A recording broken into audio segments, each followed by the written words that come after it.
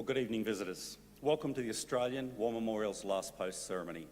My name is Richard Cruz, and joining us today from the Australian Army is Lieutenant Colonel Malcolm Stewart.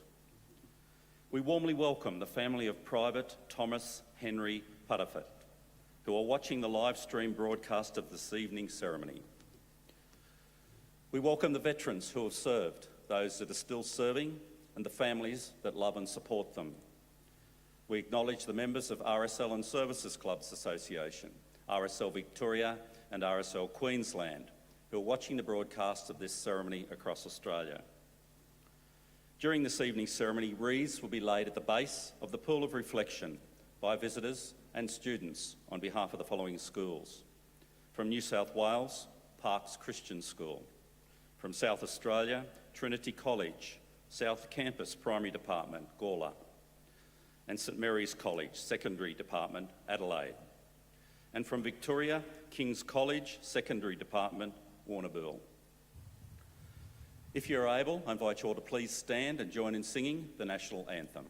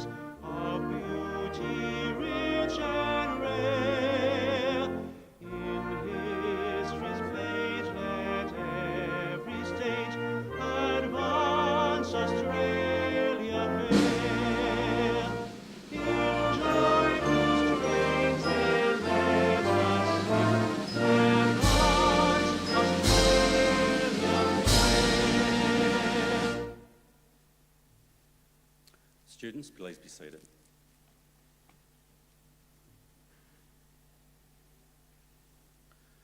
The Australian War Memorial was the vision of Charles Bean, Australia's First World War official historian. Bean landed with the Australian troops on Gallipoli and stayed with them at the front through to the end of the war. The idea of this national memorial and museum came to him at Pozières, France, in the depths of the bloody fighting in 1916. Bean's idea was that this would be a place where families and friends could mourn their loved ones buried in faraway places. It would also be a place that could help all Australians understand what these men and women had endured and what they had done for us. Bean's vision, to which we remain true, is best expressed as inscribed in the entrance to the memorial's galleries. Here is their spirit, in the heart of the land they loved, and here we guard the record which they themselves made. Tonight we'll read the story behind just one of those on the Roll of Honour, which lists the names of more than 102,000 men and women who have given their lives for us in war and on operations for more than a century.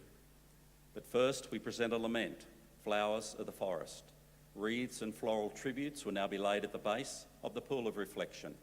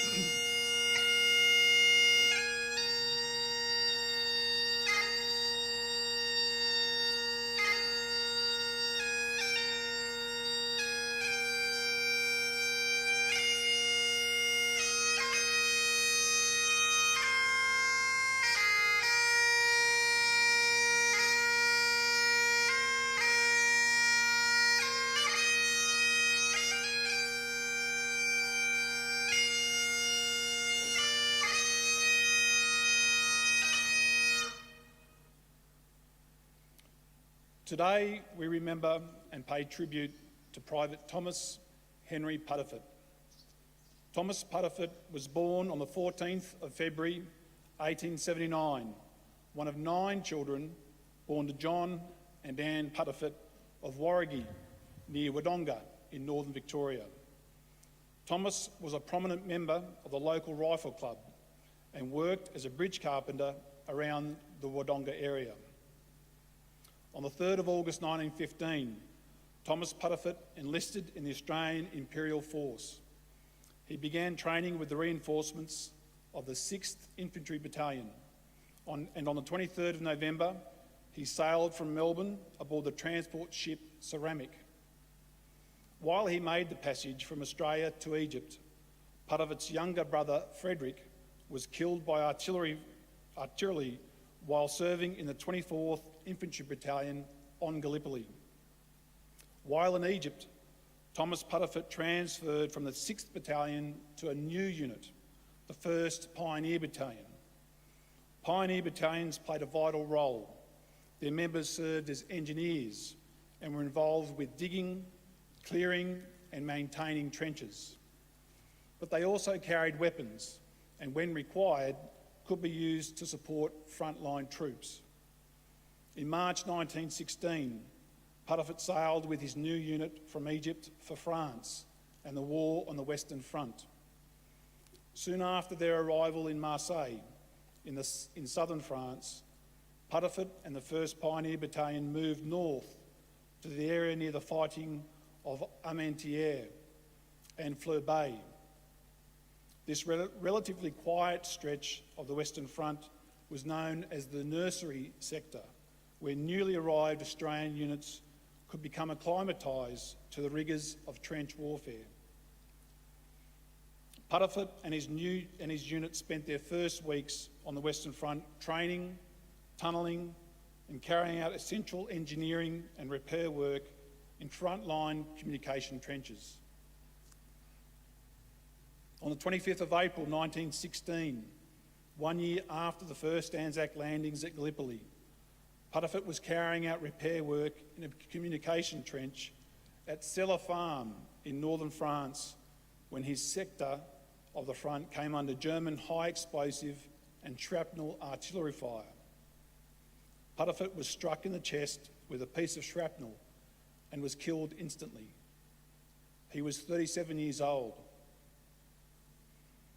His remains now lie in the Rue Petillon military cemetery in France, where over 1,500 casualties of the First World War are now commemorated.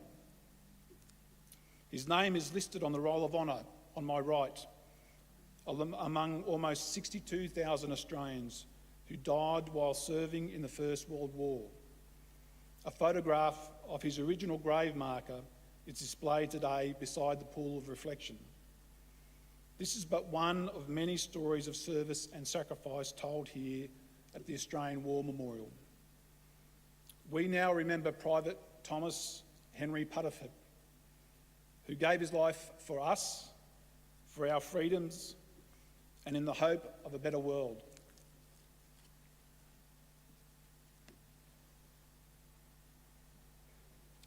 Please stand for the reading of the ode and the sounding of the last post.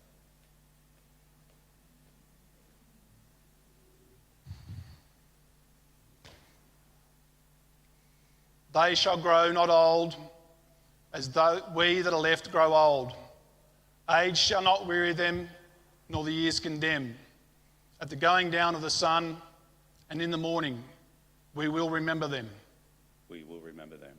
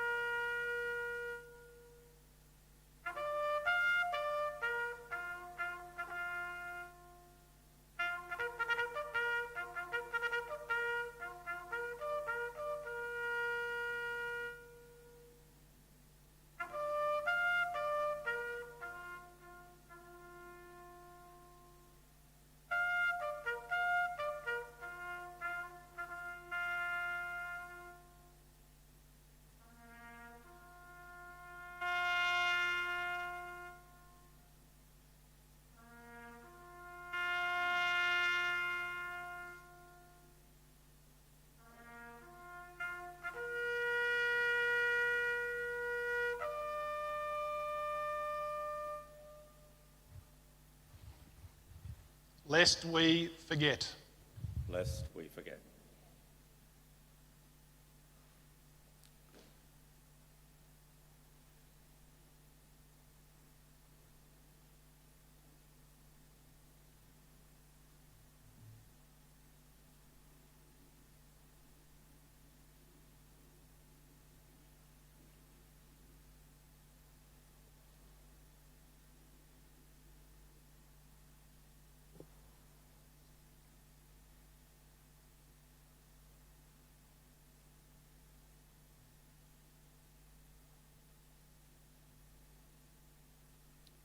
We leave you this evening with the words of the memorial's founder, Charles Bean.